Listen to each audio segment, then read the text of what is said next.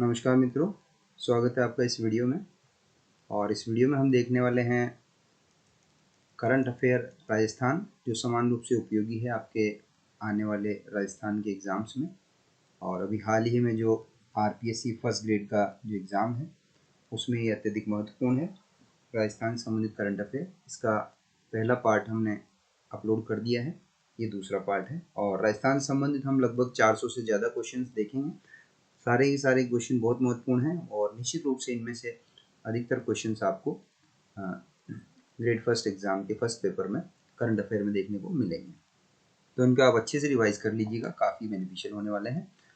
और इससे पहले अगर आपने चैनल को सब्सक्राइब नहीं किया तो चैनल को सब्सक्राइब कर लीजिए, क्योंकि कंपटीशन एग्जाम से संबंधित विभिन्न प्रकार के उपयोगी वीडियोस हम अपलोड करते रहते हैं। और अगर आपको किसी टॉपिक पे या सब्जेक्ट पे वीडियो चाहिए तो आप कमेंट बॉक्स में कमेंट करके बता सकते हैं। कोशिश करेंगे आपको उस विषय पर वीडियो उपलब्ध करवाने की।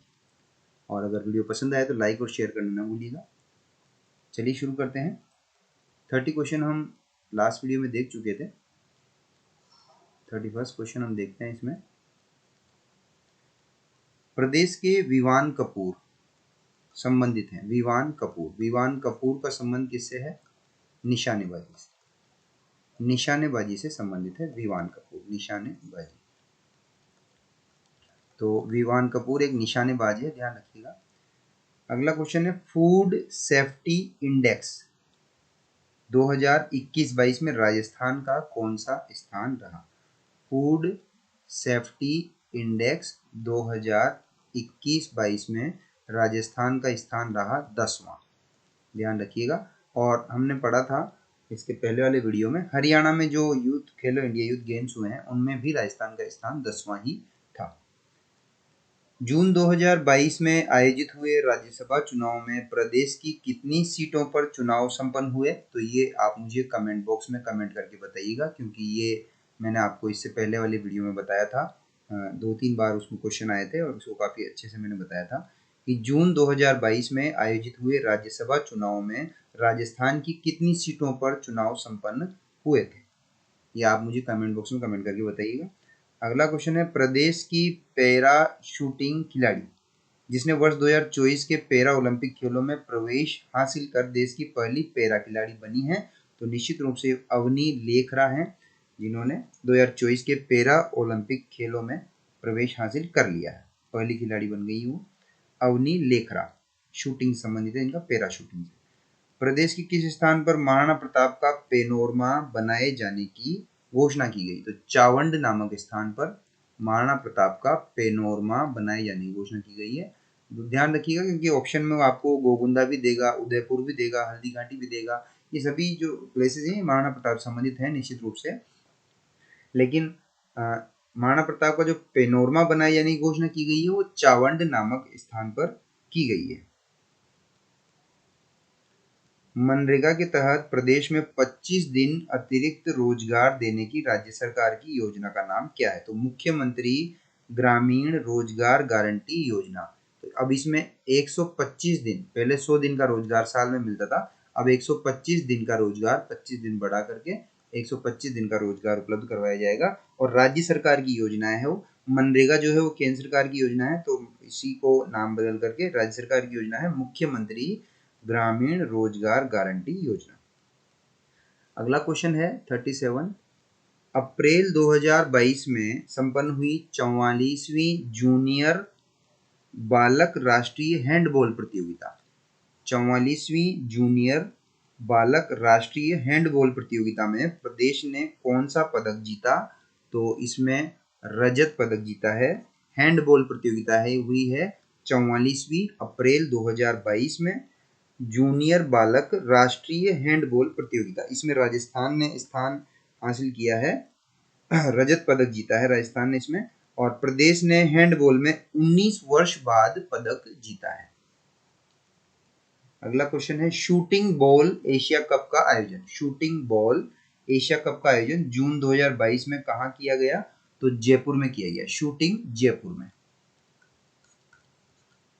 प्रदेश में थार महोत्सव का आयोजन कहाँ किया जाता है?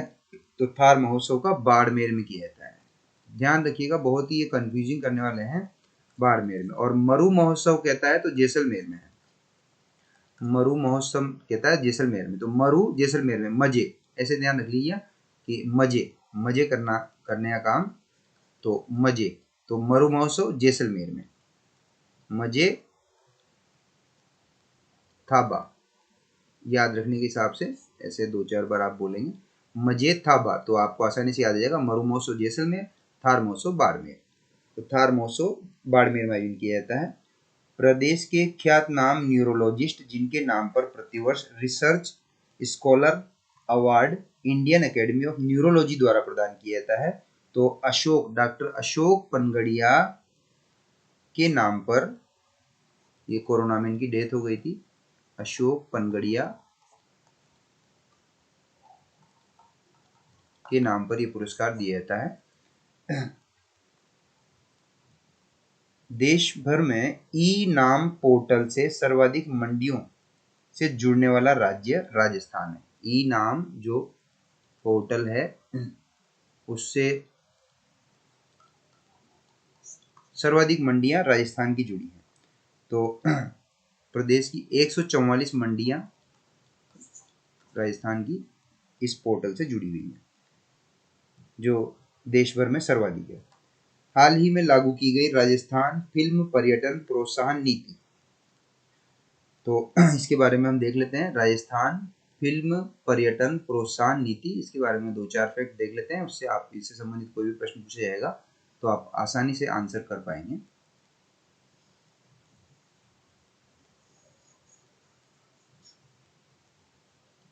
राजस्थान फिल्म पर्यटन प्रोत्साहन नीति 2022, तो इसमें पहली बात यह है कि राज्य में फिल्म शूटिंग को प्रोत्साहित करना इसका काम है। राज्य में फिल्म शूटिंग को प्रोत्साहित करना। दूसरा है राजस्थानी भाषा में फिल्म निर्माण को प्रोत्साहन। तीसरा है देशी विदेशी फिल्म निर्माताओं को राजस्थान में शूटिंग करने पर अनुदान देना, और उसके अलावा अवार्ड व नकद पुरस्कार प्रदान करना, जिससे कि शूटिंग को प्रोत्साहन मिले राजस्थान में। अगला क्वेश्चन है, बाजरा उत्पादन में राजस्थान का देश भर में कौन सा स्थान है? तो प्रथम स्थान है बाजरा उत्पादन में। शहरी बेरोजगारों को इंदिरा गांधी शहरी रोजगार गारंटी योजना, इसके तहत कितने दिनों का रोजगार उपलब्ध करवाया जाएगा? ये पिछले वीडियो में हमने पढ़ लिया था। 100 दिन का रोजगार मांगे जाने पर उपलब्ध करवाया जाएगा, और इसमें आयु पात्रता है 18 से 60 वर्ष के लोग इसको डिमांड कर सकते हैं। अगला क्वेश्चन है, इंदिरा गांधी शहरी रोजगार गारंटी योजना अंतर्गत, तो इससे संबंधित कुछ बातें देख लेते हैं। इंदिरा गांधी शहरी रोजगार गारंटी योजना, तो एक तो फैक्ट आ ही गया कि शहरी क्षेत्रों में लागू होगी। दूसरा 18 से 60 वर्ष के लोगों के बीच लागू होगी। तीसरा मांगे जाने पर बेरोजगार शहरी बेरोजगार को 100 दिन का रोजगार उपलब्ध कराया जाएगा। उसके बाद अतिक्रमण, अवैध होर्डिंग हटाने व सार्वजनिक स्थानों से पुताई पेंटिंग कार्य ये किए जाएंगे। फुटपाथ डिवाइडरों पर पौधों का रखरखाव किया जाएगा। ये जो इनको काम करवाए जाएंगे, रोजगार उपलब्ध करवाए जाएंगे, तो किस तरह से करवाए जाएंगे? तो ये काम करवाए जाएंगे उनसे रोजगार उपलब्ध कराने के लिए। और आवारा पशुओं को पकड़ना, गौशालाओं में श्रम करवाना, ये सब कार्य रोजगार देने के तहत करवाए जाएंगे। प्रदेश को वर्ष 2020 का राष्ट्रीय जल पुरस्कार, तो द्वितीय स्थान मिला है राष्ट्रीय जल पुरस्कार में वर्ष 2020 में। तो किस क्षेत्र में उत्कृष्ट कार्य हेतु ये प्रदान किया गया है? तो जल संग्रहण एवं मृदा संरक्षण हेतु ये प्रदान किया गया है, एवं मृदा संरक्षण हेतु,